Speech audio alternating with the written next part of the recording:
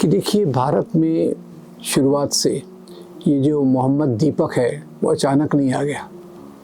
भारत की परंपरा में हिंदू मुस्लिम एकता बहुत गहरी थी। 1857 की लड़ाई देखिए, बहादुर शाह जफ़र भी है, मंगल पांडे भी है, झांसी की रानी भी है, नाना साहब पेशवा भी हैं। समाज में आप देखिए एक दूसरे के त्योहारों में भाग लेना, मुहर्रम के ताज़िए के साथ मिलना, फिर हिंदू त्योहारों में ये लेना। उसका एक मैं आपको उदाहरण बता देता हूँ कि जैसे दिवाली है, यहाँ मुग़ल दरबार में दिवाली को जश्न ए चरागा कह के मनाते थे, होली जश्न ए गुलाबी कह के मनाते थे। और ये त्यौहार में भारतीय सभ्यता में आप देखिए भगवान कृष्ण पर बहुत गीत है, मीराबाई है, सूरबाई है, सूरदास हैं, उसी के साथ साथ रहीम भी हैं, रसखान भी हैं। अब ये पुरानी बात हो गई। आज की बात देखिए, भगवान कृष्ण पे सबसे अच्छे गीत लिखने वाले, हिंदी भजन लिखने वाले शकील बदायूनी, साहिर लुधियानवी, और ये भजन को गाने वाले मोहम्मद रफ़ी, उनको संगीत देने वाले नौशाद अली। ये भारत की जो मेल जोल की परंपरा रही है। 1857 की क्रांति के बाद अंग्रेज़ों ने देखा अगर ये ऐसा ही चलता रहा तो हमको यहाँ राज करना मुश्किल हो जाएगा। तो उन्होंने इतिहास का सहारा लिया कि अगर हम मुसलमान राजाओं को डेमोनाइज़ करेंगे, उनको ख़राब दृष्टिकोण से डालेंगे, तो यहाँ के हिंदुओं में उनके लिए नफ़रत होगी और कुछ बातें छोड़ देंगे जिससे मुसलमान भी हिंदुओं से नफ़रत कर सके। वो भी हुआ। तो उसके कारण उन्होंने जो किताबें लिखवाई उसी को आगे लेकर जो यहाँ के कम्युनल स्ट्रीम्स थी, एक तरफ मुस्लिम लीग, दूसरी तरफ हिंदू महासभा RSS, इन्होंने ये वर्जन को स्वीकार कर लिया इतिहास को कि भाई राजा धर्म के लिए राज्य करता है। अब जैसे बोलेंगे औरंगज़ेब ने मंदिर तोड़े, 10 मंदिर तोड़े, 50 मंदिरों को दान दिया।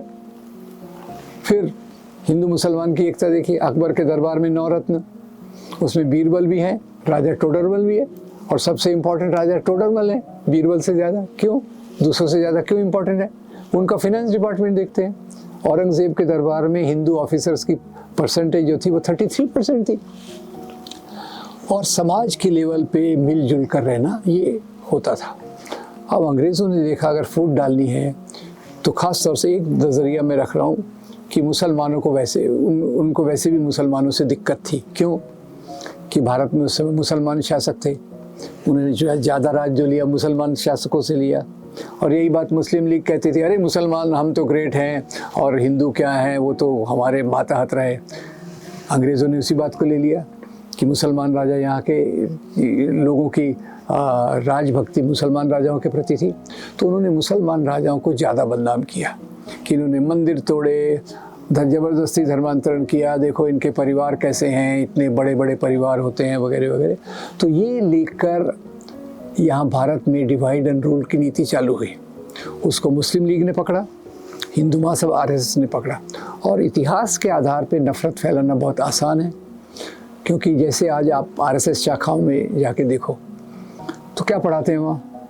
देखो हमारे महान छत्रपति शिवाजी महाराज, पृथ्वीराज चौहान, राणा प्रताप, और वो देखो कितने आक्रामक और भयंकर, औरंगज़ेब, महमूद गजनवी, महमूद गोरी। इसके आधार पे वो लड़कों का ब्रेन वॉश करते हैं, इसके आधार पे नफ़रत आती है, इसके आधार पे नफ़रत आती है। और क्योंकि इनको नफ़रत फैलाना था तो इसीलिए उन्होंने इतिहास का बहुत इस्तेमाल किया। और फिर जब से आप देखेंगे कि 1980 के बाद से, और एक तो RSS ने अपनी शाखाओं में इसी के आधार पे नफ़रत फैलाने का काम किया, और बाद में जैसे मैंने आपको बताया कि जैसे ही RSS 1975 के बाद से पावरफुल होती गई। आप ये भी सवाल पूछ सकते हैं कि RSS 1975 के बाद से कैसे पावरफुल हुई?